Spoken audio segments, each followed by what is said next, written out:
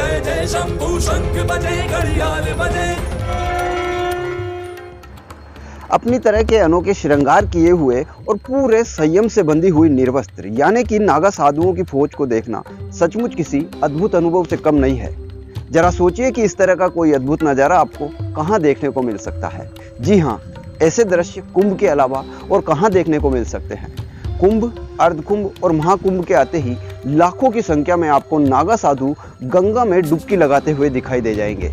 लेकिन बड़ा सवाल ये भी है कि कुंभ में ये नागा साधु आते कहाँ से हैं और कुंभ के बाद ये सभी नागा साधु आखिर चले कहाँ जाते हैं। आइए जानते हैं इन सवालों के जवाब और जरा करीब से देखते हैं इन नागा साधुओं की दुनिया।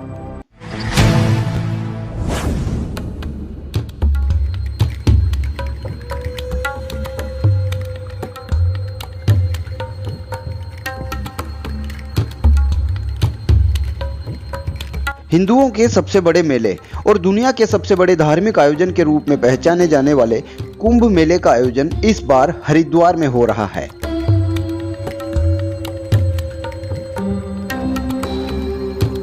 हर 6 साल में अर्ध कुंभ और 12 वर्ष में महाकुंभ का आयोजन होता है। इस साल हरिद्वार में होने वाला महाकुंभ 11 साल में ही हो रहा है, क्योंकि कहते हैं कि ग्रहों के राजा बृहस्पति हर 12 वर्ष के बाद कुंभ राशि में प्रवेश करते हैं। इस प्रवेश की गति में हर 12 वर्ष में अंतर आता है, जो कि बढ़ते बढ़ते 7 कुंभ बीत जाने पर 1 वर्ष कम हो जाता है। इसी वजह से 8वां कुंभ 11वें वर्ष में ही आता है। धार्मिक मान्यताओं के अनुसार असुरों और देवताओं के बीच हुए समुद्र मंथन में निकले अमृत के घड़े को जब इंद्र के बेटे लेकर जा रहे थे तो 4 जगहों पर अमृत की बूंदें टपकी थी। ये 4 पवित्र शहर हरिद्वार, प्रयागराज, उज्जैन और नासिक है। इसी वजह से इन चारों शहरों में बारी बारी कुंभ का आयोजन होता है। कुंभ का आयोजन हरिद्वार में गंगा नदी के किनारे, उज्जैन में शिप्रा नदी के तट पर, नासिक में गोदावरी के घाट पर और प्रयागराज में गंगा, यमुना और सरस्वती के संगम स्थल यानी कि त्रिवेणी पर होता है। कुंभ, अर्धकुंभ और महाकुंभ के सबसे बड़े आकर्षण होते हैं नागा साधु, जिनकी दुनिया न केवल रहस्यमय होती है बल्कि उनका सब कुछ अलग और अनोखा होता है। वैसा कुछ भी कर पाना सामान्य लोगों के लिए कतई संभव नहीं होता है। कुंभ के दौरान हाड़ कपा देने वाली कड़ाके की सर्दी में भी ये नागा साधु निर्वस्त्र रहते हैं। वहीं भीषण गर्मी में भी बबूत लगाए हुए नजर आते हैं। नागा साधुओं को ना कोई आते हुए देखता है और ना ही जाते हुए। जिस तरह से इन नागा साधुओं की जिंदगी बेहद कठिन नजर आती है, वैसी ही असल में कठिन भी होती है।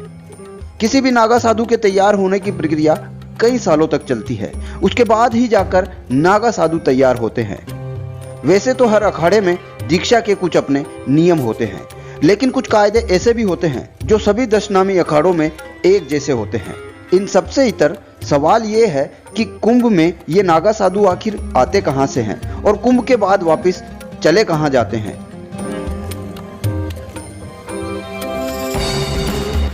कुंभ के बाद नागा साधुओं को देखना बहुत मुश्किल होता है। नागा साधुओं के विषय में कम जानकारी होने के कारण इनके विषय में हमेशा ही कौतूहल बना रहता है कि ये नागा साधु कुंभ में कहाँ से आते हैं और कुंभ के बाद कहाँ चले जाते हैं। इनका जीवन यापन कैसे होता है और कुंभ के बाद ये करते क्या हैं। ऐसा माना जाता है कि ज़्यादातर नागा साधु हिमालय, काशी, गुजरात और उत्तराखंड के पहाड़ी इलाकों में रहते हैं। नागा साधु बस्ती से दूर गुफाओं में साधना करते हैं। कहा जाता है कि नागा साधु एक ही गुफा में हमेशा नहीं रहते, बल्कि वो अपनी जगह बदलते रहते हैं।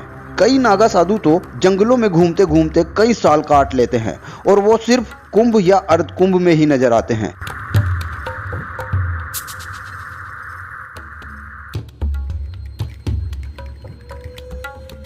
कुंभ के अलावा कभी भी ये सार्वजनिक जीवन में दिखाई नहीं देते, क्योंकि वे या तो अपने अखाड़े के भीतर ही रहते हैं या हिमालय की गुफा में या फिर अकेले ही देश भर में पैदल ही घूमते रहते हैं।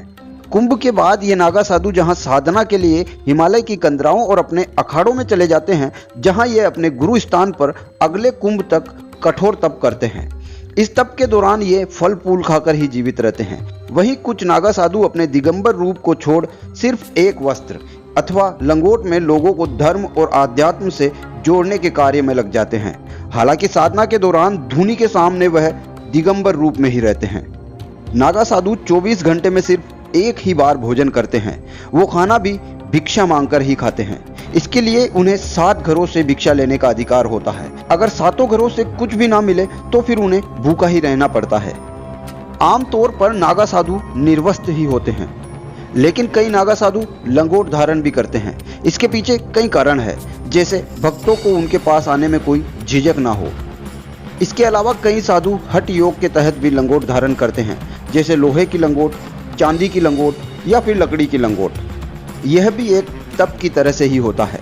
लगभग सभी शैव साधु रुद्राक्ष की माला पहनते हैं। ये मालाएं साधारण नहीं होती, बल्कि इन्हें वर्षों तक सिद्ध किया जाता है और यही मालाएं इन नागा साधुओं के लिए आभा मंडल जैसा वातावरण पैदा करती है।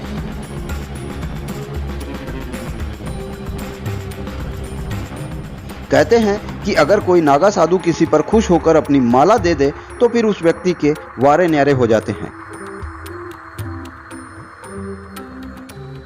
वर्तमान में कई अखाड़ों में महिलाओं को भी नागा साधु की दीक्षा दी जाती है।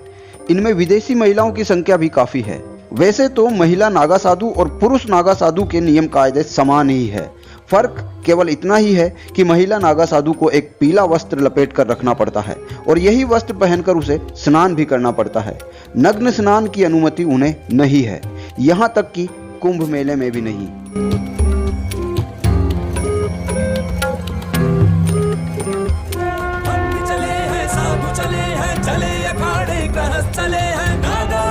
शंभु से आतुर कुंभ चले हैं, कुंभ चले हैं। हर हर शंभु जय जय शंभु, शंख बजे घड़ियाल बजे। कुंभ चलो चलो कुंभ